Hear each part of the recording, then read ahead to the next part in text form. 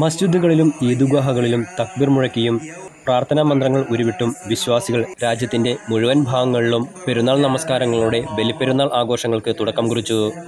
നമസ്കാരത്തിനു ശേഷം വിശ്വാസികൾ പരസ്പരം കെട്ടിപ്പിടിച്ച് ഈദ് ആശംസകൾ കൈമാറി. നാട്ടിലെ പെരുന്നാൾ സ്മൃതികളുടെ ഓർമ്മച്ചപ്പ് തുറന്ന് നിർവൃതി കൊള്ളുകയാണ് പ്രവാസിയുടെ പെരുന്നാളിന്റെ പ്രധാന പ്രത്യേകത.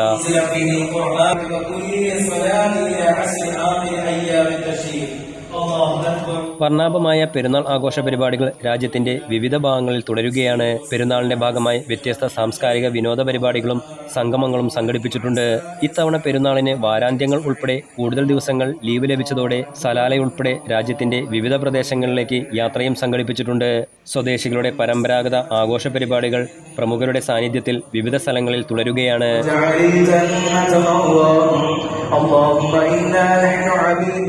Enlight news, Muscat.